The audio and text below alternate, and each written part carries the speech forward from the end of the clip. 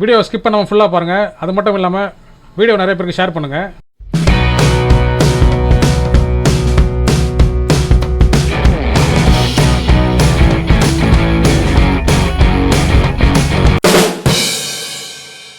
Hello, welcome friends. நம்ம வந்து இன்றைக்கி என்ன பார்க்க போகிறோம்னா, நேர்முக தேர்வில் வந்து கேட்டிருக்க முக்கியமான கேள்விகளாக இருக்குது பாருங்கள். அதை வந்து நம்ம தொகுத்து ஒரு 50 கொஸ்டின்ஸாக நம்ம எடுத்திருக்கோம். ஸோ டாப் 50 கொஸ்டின்ஸ் மாதிரி நம்ம எடுத்திருக்கோம். அது வந்து உங்களுக்கு யூஸ்ஃபுல்லாக இருக்கும். அதுக்கு முன்னாடி பார்த்தீங்கன்னா வந்து நீங்கள் இன்டர்வியூ போகிறதுக்கு முன்னாடி நீங்கள் வந்து எந்த மாதிரியான டாக்குமெண்ட்ஸ்லாம் நீங்கள் எடுத்து போகணும்னு சொல்லிட்டு நம்ம முக்கியமாக பார்த்துக்கோம். உங்களுடைய 10th 12th மார்க் ஷீட் இருக்குது பாருங்கள். அது வந்து நீங்கள் ஒரிஜினல் எடுத்துக்கோங்க. அது கூட வந்து நீங்கள் 2 செட்டு ஜெராக்ஸ் எடுத்துக்கணும். நீங்கள் எடுத்துன்னு போகிற ஜெராக்ஸில் வந்து நீங்கள் உங்களுடைய சைன் வந்து நீங்கள் போட்டுக்கணும். அதுதான் வந்து செல்ஃப் அட்டஸ்டட். நிறைய பேர் என்ன நினச்சிருக்காங்கன்னா, க்ரீன் இங்கில் வந்து சைன் வாங்கணும், ஸோ வந்து கெசட்டட் ஆஃபீஸர்கிட்ட வந்து அட்டாச் வாங்கணும்னு சொல்லிட்டு நினச்சிட்டு இருக்காங்க. ஸோ அந்த மாதிரி இல்லை. செல்ஃப் அட்டஸ்டன்றது வந்து நீங்களே ஓனாக வந்து உங்களுடைய சைன் வந்து நீங்கள் போடுறது தான் வந்து செல்ஃப் அட்டஸ்டடு. ஸோ அதனால் வந்து நீங்கள் எடுத்து போகிற எல்லா ஜெராக்ஸ்லையும் வந்து நீங்கள் உங்களுடைய சைன் வந்து நீங்கள் போட்டுக்கோங்க. உங்களுடைய கம்யூனிட்டி சர்டிஃபிகேட் இருக்குது பாருங்கள், அது வந்து நீங்கள் ஒரிஜினல் எடுத்துக்கோங்க. அது கூட 2 செட்டு ஜெராக்ஸ் எடுத்துக்கோங்க. அப்புறம் வந்து உங்களுடைய சைன் வந்து அதில் போட்டுக்கோங்க ஜெராக்ஸில். அதேமாதிரி நீங்கள் வந்து மாற்றுத்திறனாளியாக இருந்தீங்கன்னா நீங்கள் வந்து உங்களுடைய மாற்றுத்திறனாளிக்கான சர்டிஃபிகேட் வந்து நீங்கள் எடுத்துகிட்டு போகணும். அது கூட 2 செட்டு ஜெராக்ஸ் நீங்கள் எடுத்துக்கணும். எடுத்துக்கிட்டு அந்த ஜெராக்ஸில் வந்து நீங்கள் வந்து உங்களுடைய செல்ஃப் சைன் வந்து நீங்கள் போட்டுக்கணும். நீங்கள் வந்து டெஸ்பிட் விடவாக இருந்தீங்கன்னா நீங்கள் வந்து அதுக்கான சர்டிஃபிகேட் வந்து நீங்கள் எடுத்துக்கணும். அது கூட 2 ஜெராக்ஸ் எடுத்துக்கணும். அந்த ஜெராக்ஸில் வந்து நீங்கள் வந்து உங்களுடைய சைன் போட்டுக்கணும். அதே பார்த்தீங்கன்னா வந்து உங்களுடைய பாஸ்போர்ட் சைஸ் ஃபோட்டோ இருக்குது பாருங்கள், நீங்கள் வந்து 2 எடுத்துக்கணும். நீங்கள் 2 இந்த டாக்குமெண்ட்ஸ் கூட, ஸோ இந்த சர்டிஃபிகேட்ஸ் கூட வந்து நீங்கள் 2 பாஸ்போர்ட் சைஸ் வந்து ஃபோட்டோ வந்து நீங்கள் எடுத்துக்கணும். ஸோ வந்து நீங்கள் அப்ளிகேஷன் வந்து அப்ளை பண்ணும்போது நீங்கள் ஃபோட்டோ கொடுத்துருப்பீங்க பாருங்க, அதே ஃபோட்டோ வந்து நீங்கள் எடுத்து போகணும். அதேமாதிரி வந்து நீங்கள் கவர்மெண்ட் ஸ்டாஃபாக இருந்தாக்கா நீங்கள் வந்து கண்டிப்பாக என்ஓசி வந்து எடுத்துகிட்டு போகிற மாதிரி இருக்கும். அதேமாதிரி பிஎஸ்எம் சர்டிஃபிகேட் இருக்குது பாருங்கள். நீங்கள் வந்து ஒரு வேளை நீங்கள் அப்ளிகேஷன் அப்ளை பண்ணும்போது பிஎஸ்எம் இல்லைன்னு சொல்லிட்டு நீங்கள் கொடுத்துருப்பீங்க. ஆனால் வந்து உங்கள்கிட்ட இப்போ இருக்குனாக்கா நீங்கள் கண்டிப்பாக இப்போ நீங்கள் இன்டர்வியூ போகும்போது அந்த பிஎஸ்எம் சர்டிஃபிகேட் எடுத்துப்பாங்க. இன்டர்வியூ வந்து கண்டிப்பாக வாங்கிக்குவாங்க. ஸோ பிஎஸ்எம் சர்டிஃபிகேட் வந்து நீங்கள் வச்சிருந்தீங்கன்னா கண்டிப்பாக எடுத்துன்னு போங்க. ஸோ ஒருவேளை நீங்கள் ஒருவேளை கலப்பு திருமணம் பண்ணியிருந்தீங்கன்னா நீங்கள் வந்து அதுக்கான சர்டிஃபிகேட் வந்து எடுத்துன்னு போங்க. அதுக்கு வந்து கண்டிப்பாக வந்து முன்னுரிமை கொடுப்பாங்க. எல்லா டாக்குமெண்ட்டும் வந்து நீங்கள் கரெக்டாக எடுத்துன்னு போங்க. ஸோ ஏன்னா வந்து எல்லா டாக்குமெண்ட்டும் வந்து செக் பண்ணதுக்கப்புறம் தான் வந்து உங்களுக்கு இன்டர்வியூக்கு வந்து உள்ளே விடுவாங்க. ஸோ அதனால் வந்து ஃபஸ்ட்டு பார்த்தீங்கன்னா வந்து கண்டிப்பாக வந்து உங்களுடைய டாக்குமெண்ட் வெரிஃபிகேஷன் தான் ஃபஸ்ட்டு பண்ணுறாங்க. ஸோ அதனால் வந்து நீங்கள் கரெக்டாக எல்லாத்தையும் எடுத்துன்னு போங்க. உங்கள் ஹால் டிக்கெட் கீழே பார்த்தீங்கன்னா வந்து எல்லா இன்ஃபர்மேஷனும் வந்து கொடுத்துருக்காங்க கிளியராக. ஸோ அது வந்து நீங்கள் ஒரு பாயிண்ட் கொடுத்துருக்காங்க.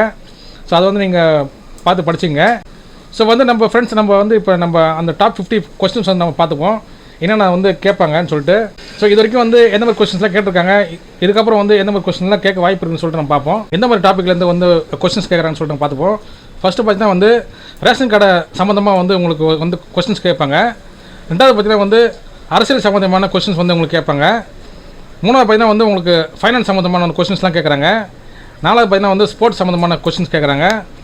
5வது பார்த்தீங்கன்னா வந்து பேங்கிங் சம்மந்தமான கொஸ்டின்ஸ் கேட்குறாங்க. ஸோ பேங்கிங்கில் பார்த்தீங்கன்னா வந்து நீங்கள் டிகிரி முடிச்சிருப்பீங்க, அந்த மாதிரி முடிச்சிருந்தீங்கன்னா வந்து பிகாம் எம்காலாம் முடிச்சிருப்பாங்க. ஸோ அவங்களுக்குலாம் வந்து பார்த்தீங்கன்னா வந்து பேங்கிங் சம்மந்தமான கொஸ்டின்லாம் கேட்குறாங்க. 6வது பார்த்தீங்கன்னா வந்து அக்ரிகல்ச்சரல் கொஸ்டின்ஸ் கேட்குறாங்க. 7வது பார்த்தீங்கன்னா வந்து வரலாறு சம்மந்தமான கொஸ்டின்ஸ் கேட்குறாங்க. 8வது பார்த்தீங்கன்னா வந்து தமிழ் சப்ஜெக்ட்லேருந்து வந்து உங்களுக்கு வந்து கொஸ்டின்ஸ் கேட்குறாங்க. 9வது பார்த்தீங்கன்னா வந்து உங்களுக்கு கம்ப்யூட்டர் சம்மந்தமான கொஸ்டின்ஸ்லாம் கேட்குறாங்க. 10வது பார்த்தீங்கன்னா வந்து காலநிலையை பற்றி வந்து கேட்குறாங்க. ஸோ இதுலேருந்து வந்து உங்களுக்கு கொஸ்டின்ஸ் வந்து மோஸ்ட்லி கேட்குறாங்க. ஸோ வந்து நீங்கள் முடிஞ்ச அளவுக்கு வந்து நீங்கள் பார்த்துக்கலாம். ஸோ வந்து நம்ம கொஸ்டின்ஸ் வந்து நம்ம ஒன்று பார்ப்போம். உங்களுடைய ரேஷன் ஸ்மார்ட் கார்டில் பார்த்தீங்கன்னா வந்து நம்பர் கொடுத்துருப்பாங்க பாருங்கள், அது வந்து எத்தனை டிஜிட் நம்பர்னு கேட்டிருக்காங்க.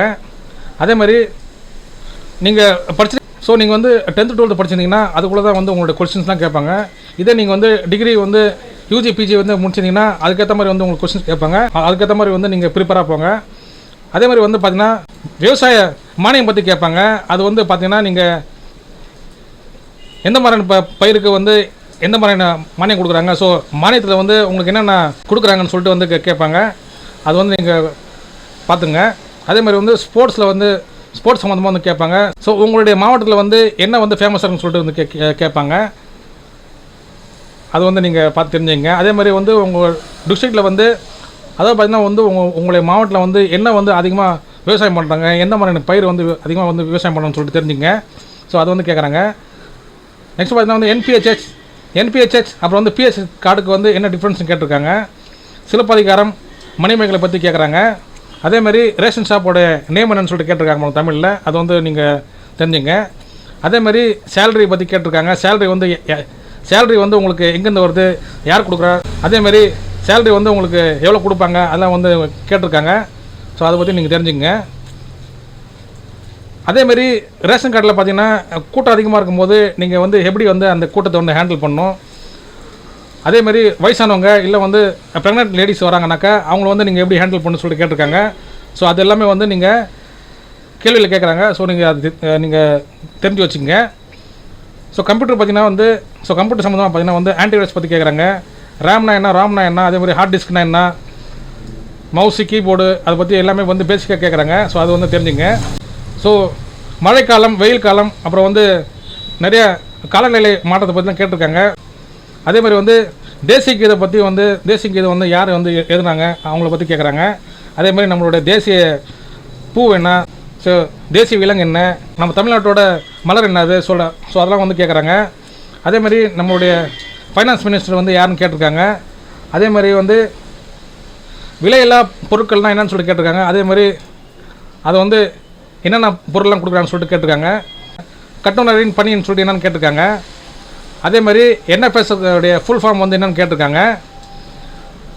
அப்புறம் பார்த்தீங்கன்னா வந்து இப்போ வந்து புதுசாக வந்து ரேஷன் கார்டு வந்து அப்ளை பண்ணுறவங்களுக்கு எத்தனை நாளில் வந்து உங்களுக்கு ரேஷன் கார்டு வந்து உங்களுக்கு இஷ்யூ பண்ணுறாங்கன்னு சொல்லிட்டு கேட்குறாங்க பாருங்கள். அது வந்து நீங்கள் கேட்டு தெரிஞ்சுங்க. அதே மாதிரி ரேஷன் கார்டு நேம் ஆட் பண்ணுறது, அப்புறம் வந்து அதாவது ரேஷன் கார்டில் வந்து பேர் ஆட் பண்ணுறதுக்கு என்ன ப்ரொசீஜரு, அது வந்து என்னென்ன டாக்குமெண்ட்லாம் வைக்கணும் ஸோன்னு சொல்லிட்டு அது வந்து நீங்கள் தெரிஞ்சுங்க. அதே மாதிரி ரேஷன் கார்டில் பேர் வந்து ரிமூவ் பண்ணுறதுக்கும் என்ன ப்ரொசீஜரு, அதுக்கு என்னென்ன டாக்குமெண்ட் வைக்கணும்னு சொல்லிட்டு கேட்பாங்க. அது தெரிஞ்சுங்க.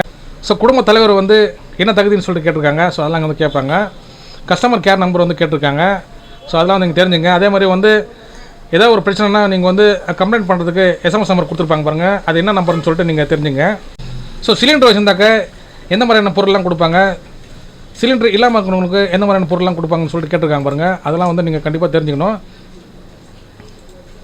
அப்புறம் வந்து SMS பற்றி வந்து கேட்டிருக்காங்க பாருங்கள். நீங்கள் வந்து பொருள் வாங்கும் போது எந்த நம்பருக்கு வந்து SMS போகணும்னு கேட்குறாங்க. ஸோ அது வந்து நீங்கள் அதை பற்றி தெரிஞ்சுங்க.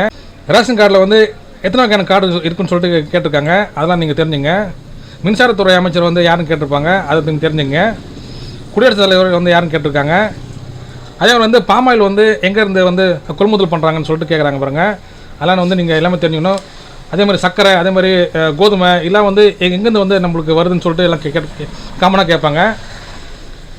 சுகர் 1 கிலோ வந்து எவ்வளோ கேட்டிருக்காங்க. கூட்டுறவுத்துறை அமைச்சர் வந்து யாருன்னு கேட்டிருக்காங்க. அதே மாதிரி ஒரு மினிஸ்டர் ஆகிறதுக்கு இல்லை வந்து MLA ஆகிறதுக்கு என்ன குவாலிஃபிகேஷன் இருக்கணும், அதெல்லாம் வந்து ஜென்ரலாக கேட்டிருக்காங்க. ஸோ ஜென்ரலாக பார்த்தீங்கன்னா வந்து நிறைய கொஸ்டின்ஸ் கேட்குறாங்க உங்களுக்கு. ஸோ ஒருத்தவங்க பார்த்தீங்கன்னா வந்து ஒரு 5 கொஸ்டின்லேருந்து 8 கொஸ்டின் வரைக்கும், அதே மாதிரி அதிகபட்சம் வந்து 10 கொஸ்டின் வரைக்கும் கேட்குறாங்க. ஸோ முடிஞ்சளவுக்கு நீங்கள் கரெக்டாக ஆன்சர் பண்ணிவிடுங்க. இன்னும் வந்து முக்கியமான கொஸ்டின்ஸோடு நான் அடுத்த வீடியோ போடுறேன். ஸோ உங்களுக்கு வந்து இந்த வீடியோ பிடிச்சனால லைக் பண்ணி ஷேர் பண்ணுங்கள். முக்கியமாக நம்ம சேனலுக்கு நீங்கள் புதுசாக சப்ஸ்கிரைப் பண்ணுங்கள் ஃப்ரெண்ட்ஸ். தேங்க்யூ.